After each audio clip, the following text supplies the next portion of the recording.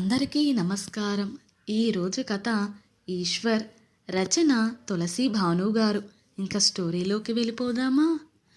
యాక్సిడెంటులో కూతురు అల్లుడు చనిపోతే అమ్మా నాన్నను పోగొట్టుకుని దిగాలుగా కూర్చుని ఉన్న మనవడు ఈశ్వర్ని గుండెలకు హత్తుకుని రోదిస్తుంది కమలమ్మ. కూరలు అమ్ముకుని బతికే తాను ముసలి వయసులో మళ్ళీ ఒక చిన్న ప్రాణికి ఆసరా అవ్వాల్సి రావడం బరువే కమలమ్మకు. కానీ బుజ్జి ఈశ్వర్ని చూస్తే బాధేసి జాలేసి లేని ఓపిక తెచ్చుకుని బతుకు ఈడుస్తుంది కమలమ్మ. షేర్ ఆటోలో లెక్కకు మించి ప్రయాణికులని ఎక్కించుకుని అదుపు తప్పిన ఆటోని రోడ్డు పక్కకి డింకీలు కొట్టకుండా ఆపలేకపోయాడు ఆటో డ్రైవర్. ఫలితంగా అమ్మ పొత్తిళ్లలో మెత్తగా కూర్చుని ఉన్న ఈశ్వరుకు ప్రాణగండం తప్పింది. కానీ తల్లి తండ్రి లేని దురదృష్టం పట్టుకుంది. తనకున్న ఓపికతో జంక్షన్లో కూర్చుని కూరలు అమ్ముతూ మనవడి ఆలనా పాలనా చూసుకుంటుంది కమలమ్మ. ఆ రోజు కమలమ్మకి ప్రాణం బాలేదనిపించింది. ఉండిండి కళ్ళు తిరుగుతున్నట్లుగా ఉంది. పరిచిపెట్టిన కూరలన్నీ బుట్టలో సర్దేసి నెత్తిన పెట్టుకుని ఈశ్వర్ చెయ్యి పట్టుకుని ఇంటిదారి పట్టింది. సగం దూరం వెళ్ళాక తాగుబోతు డ్రైవర్ ఒకడు నడుపుతున్న మినీ లారీ ఒకటి వేగంగా వచ్చి కమలమ్మను ఈశ్వర్ను కొట్టేసింది. కమలమ్మ తల పక్కనున్న స్తంభంకి బలంగా తగలడం, ఈశ్వర్ తల నేలకు మెల్లగా తాకడం ఒకేసారి జరిగి ఇద్దరూ స్పృహ కోల్పోయారు. అయ్యో అని జనాలు గుమిగూడారు. కమలమ్మకి తల నుంచి బాగా రక్తం కారుతుంది. అయ్యో అని జనాలు గబగబా ఒక ఆటోలో కమలమ్మని ఎక్కించి ప్రభుత్వ ఆసుపత్రికి తరలించారు. ఇదంతా జరుగుతున్నప్పుడు ఒక 12 ఏళ్ల పాప మీరా తన పోలియో కాలు ఈడ్చుకుంటూ వచ్చి ఈశ్వర్ని ఒళ్ళోకి తీసుకుని తన చేతులతో బాబు బుగ్గలు నుదురు తుడుముతూ రాస్తూ ఉంది. బాబు కళ్ళు తెరిచి చూశాడు మీరాను. బాబును లేపి నుంచోబెట్టి బాబు చెయ్యిని జాగ్రత్తగా పట్టుకుని పక్కనే ఉన్న ఫుట్పాత్ మీద కూర్చోబెట్టింది మీరా. జనాలు కమలమ్మ ప్రాణాలతో మిగలదేమో అనే భయంలో బాబుని గమనించుకోలేదు. బాబు అయోమయంగా కూర్చుని ఉన్నాడు. అందరూ తమ పనుల మీద తాము వెళ్ళిపోయారు. బాబుని ఏం చెయ్యాలి, ఎవరికి అప్పగించాలి అని తెలియలేదు మీరాకి. చిన్న బాబుని ఒక్కడిని అలా ఒంటరిగా వదిలేయలేక బాబు పద అంది. ఊహూ అన్నట్టు తల అడ్డంగా తిప్పుతున్న బాబు కళ్ళల్లో నీళ్లు నిండాయి. అయ్యో ఏడవకు తమ్ముడు, నీకేం భయం లేదు దా అని తన చేతులతో బాబుని దగ్గరకు తీసుకుని తన పల్లీ మసాలా బుట్ట దగ్గరకు తీసుకొచ్చింది మీరా. తన దగ్గరున్న బాటిల్లోని నీళ్లతో బాబు మొహం కడిగి తన దగ్గరున్న మెత్తటి బట్టతో బాబు మొహం తుడిచింది. బాబుకు ఎందుకో అమ్మ గుర్తొచ్చింది. గుండె కదిలింది. ఏడుస్తున్నాడు. అయ్యో ఏడవకు బాబు, ఆకలేస్తుందా, పల్లీలు తింటావా అని పల్లీలు గుప్పిటతో తీసి బాబుకు అందివ్వబోయింది. వద్దు అన్నట్టు తల అడ్డంగా తిప్పుతూ అమ్మా అమ్మా అని ఏడుస్తూ వెక్కిళ్ళు పెట్టాడు బాబు. ఏడవకు ఏడవకు నాన్న అని తల్లడిల్లుతూ మొయ్యలేకపోయిన బాబుని నడుముకు ఎత్తుకుంది మీరా. తన చేత్తో బాబు తలను భుజానికి ఆనించింది. ఓ ఏడవకమ్మా ఏడవకు అని బుజ్జగిస్తూ ఊయలు ఊపినట్లుగా తాను కదులుతుంది. ఏడుస్తూ ఏడుస్తూనే మీర లాలనకు బాబు మీరా భుజంపైనే నిద్రపోయాడు. నెమ్మదిగా బాబుతో సహా ఫుట్పాత్ మీద కూర్చుని బాబుని ఒడిలోకి మార్చుకుంది. అలా బాబుని ఒళ్ళో ఉంచుకుని పల్లీ మసాలా పొట్లాలు కట్టి ఇస్తుంది కొనుక్కునే వాళ్ళకి. ఓ గంట తరువాత నిద్రలేచాడు బాబు. పక్కనే ఉన్న ఛాయ్ షాపులో ఛాయ్ తెచ్చి 2 కప్పుల్లో ఛాయ్ని తిప్పి చల్లార్చి బాబుకి తాగించింది. బిస్కెట్లు 2 ఛాయల్లో ముంచి తినిపించింది. ఆకలి మీద ఉన్నాడేమో బాబు. ఛాయ్ తాగి బిస్కెట్లు తిని అక్కడికక్కడే చిన్నగా ఆడుకోవడం మొదలుపెట్టాడు. కమలమ్మ మూసిన కన్ను తెరవకుండా హాస్పిటల్ బెడ్ మీద ఉంది. హాస్పిటల్లో చేర్పించిన వారు తలా ఇంత అని డబ్బులు జమ చేసి హాస్పిటల్లో కట్టారు. కమలమ్మ బొడ్డున దోపుకున్న సంచిలో కూడా కొన్ని డబ్బులు ఉండడం చూసిన నర్సు హాస్పిటల్ ఖర్చులకు పక్కన దాచి ఉంచింది. 3 రోజులు చావు బతుకుతో పోరాడింది కమలమ్మ. బాబుకి చాలా దగ్గరైంది మీరా.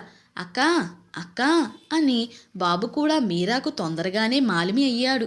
వరుస వరుస యాక్సిడెంట్లకి బాబుకి అమ్మ నుంచి అమ్మమ్మకు, అమ్మమ్మ నుంచి మీరా అక్కకు తాను బదిలీ అవుతుండడంతో మీరా బాబుకి కొత్త అని అనిపించలేదు. పైగా మీరా తనకి ఇన్నాళ్ళుగా ఏ బంధమూ లేని అవిట బతుకికి ఇప్పుడు బాబు రూపంలో తమ్ముడు దొరకడం అపురూపంగా ఉంది. తన కోసం కూడా ఏ రోజు వంట చేయనిది బాబు సరిగా తినడం లేదని కూరలు చేస్తుంది చేతులు కాల్చుకుంటూ. మరి తానైతే హోటల్ అన్న ఇచ్చిన మిగిలిపోయిన బిర్యానీతో మిగిలిపోయి పప్పు అన్నంతో సరిపెట్టుకునేది ఇన్ని రోజులు. బాబు వచ్చాక బాబు కోసం అన్నీ మార్చుకుంది. కళ్ళల్లో పెట్టుకుని చూసుకుంటుంది బాబుని. 3వ రోజు రాత్రి బాబుకి ఒళ్ళు తెలియని జ్వరం. తన పోలియో కాలుని ఈడ్చుకుంటూ పక్క పాకల్లో ఉన్నవారి సాయంతో మందులు తెప్పించి వేస్తూ రాత్రంతా బాబు నుదురిని చల్లని బట్టతో తుడుస్తూ బాబుని జాగ్రత్తగా చూసుకుంది ఒక కన్న తల్లిలాగా. బాబుకి జ్వరం తగ్గలేదు. బాబుని చూసుకుంటూ పల్లీలు అమ్మే పనికి పోలేదు మీరా. 4వ రోజున కమలమ్మ హాస్పిటల్ నుంచి డిశ్చార్జ్ అయి వచ్చి యాక్సిడెంట్ అయిన చోటికి వచ్చి బాబు గురించి విచారించింది. అనుకోకుండా ఆమె అడిగిన వారికి మీరా దగ్గర బాబు ఉన్నాడని తెలియక వారు చెప్పలేకపోయారు. అయ్యో, నా బిడ్డ ఎక్కడున్నాడో అనుకుంటూ కమలమ్మ తనకు ఓపిక ఉన్నప్పుడు తిరుగుతూ విచారించుకుంటూ ఉంది. అప్పటికి మీరా బాబుని కలిసి 10 రోజులయ్యింది. పల్లి మసాలా అమ్ముతుంది మీరా. జ్వరం తగ్గిన బాబుని పక్కన కూర్చోబెట్టుకుని వాడికి ఎన్ని ప్రశ్నలో. అక్క అదేంటి, అక్క ఇలా ఎలాగా అని ఒకటే అక్క జపం చేస్తూనే ఉంటాడు బాబు. మీరా బాబుని విసుక్కోకుండా సహనంగా చూసుకుంటుంది. దూరంగా కమలమ్మ బాబుని చూసి ప్రాణం లేచొచ్చి లేని ఓపిక తెచ్చుకుని ఆనందంగా ఈశ్వర్ అని పిలుస్తూ వస్తుంది. బాబుకి అమ్మమ్మ పిలుపు వినబడి తల తిప్పి చూసి అమ్మమ్మ అంటూ పిలుస్తూ పరిగెత్తుకెళ్ళి అమ్మమ్మను కరుచుకుపోయాడు. నా బాబే, నా కన్నయ్యే, దెబ్బలేమి తాకలేదుగా నాన్న ఆ రోజు అని అంటూ ఆప్యాయంగా బాబుని గుండెలకు హత్తుకుంది కమలమ్మ. మీరా వారిద్దరిని చూసి బాబు నిశ్చింతను చూసి తాను హాయిగా నవ్వింది. ఆ రోజు బాబుని తాను దగ్గరకు తీసుకున్న విషయం నుంచి ఈ రోజు వరకు జరిగినవన్నీ మీరా కమలమ్మకు చెప్పింది. కమలమ్మ అంతా విని తన కాళ్ళకి ఉన్న వెండి కడియాలలో ఒకటి తీసి మీరా చేతిలో పెట్టింది. ఏమిటిది అమ్మమ్మ, ఎందుకిలా అని మీరా కడియం తిరిగి ఇచ్చేయబోయింది కమలమ్మకి. పర్లేదమ్మా, చిన్నపిల్లవి, ఇంత పెద్దరికంగా నా మనవడిని ఇంత జాగ్రత్తగా చూసుకున్నావు. లేకపోతే ఈ రోజుల్లో ఈ పాడు సిటీ బతుకుల్లో నా మనవడు ఎటు కొట్టుకుపోయి ఉండేవాడు అనేసి ఈ పాడు సిటీలో బతుకుకి ఆధారం వెతుక్కుంటూ వచ్చాం. కానీ ఈ యాక్సిడెంట్లు మా బతుకులనే మింగేస్తున్నాయి. అందుకే నేను మా పల్లెకి పోతా, అక్కడ గంజి తాగైనా సరే బతుకు వెళ్ళదీస్తాం. కనీసం నా మనవడికి నేనంటూ ఒక మనిషిని బతికి ఉంటాను అనేసి మనవడికి చెయ్యందించి తీసుకుపోతుంది. అక్క పోతున్నా అన్నట్టు వెనక్కి తిరిగి చూసిన బాబుకి కళ్ళ నిండా నీళ్లతో మొహం నిండా దిగులుతో కూర్చున్న మీరా అక్కని చూస్తే వాడికి దిగులేసింది. అక్క ఏడుపు చూసి జాలేసింది. కానీ ఏం చెప్పాలి, ఏం చెయ్యాలి అని అర్థం కాని వయసు వాడిది. లోకంలో మొదటిసారి నా అనిపించిన బంధం బాబు మీరాకి. గుండె చెరువవుతుండగా ఏడుస్తుంది మీరా. బాబు దూరంగా ఒక్కొక్క అడుగు వేస్తుంటే మీరాను చూస్తూ వెయ్యలేక అడుగు వేస్తున్న బాబుకి అమ్మ పోయిన తర్వాత ఏదో తెలియని బాధ మనసుకి తెలిసి ఏడుపొచ్చింది బాబుకి. ఎంత అమ్మమ్మ ప్రేమగా చూసినా సరే మళ్ళీ ఈరోజు నిండా 12 ఏళ్ళు కూడా నిండని మీరా స్వచ్ఛమైన ప్రేమ బాబుకి తన అమ్మని గుర్తు తెచ్చింది. అమ్మని ఒకసారి వీడినట్లే ఇప్పుడు మళ్ళీ అదే అమ్మని వీడి వెళుతున్న వెలితిలాగా మనసుకి దిగిలేస్తుంది బాబుకి. అమ్మమ్మా, అమ్మా అన్నాడు కమలమ్మ వైపు చూస్తూ. అమ్మా, అమ్మ ఎక్కడుంది నాన్న, మనను వదిలి ఎప్పుడో వెళ్ళిపోతేను అని దిగులుగా అడుగుతూ ఈశ్వర్ వైపు చూసింది కమలమ్మ. అదుగో అమ్మా అంటున్నాడు ఈశ్వర్ మీరా వైపు చేయి పెట్టి చూపిస్తూ.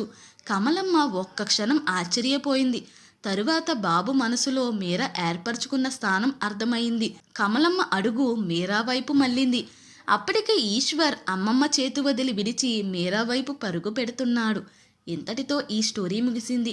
ఈ స్టోరీ కనుక మీకు నచ్చినట్లయితే మరియు నా ఎక్స్ప్లెనేషన్ కనుక మీకు నచ్చినట్లయితే ప్లీజ్ లైక్, షేర్, సబ్స్క్రైబ్.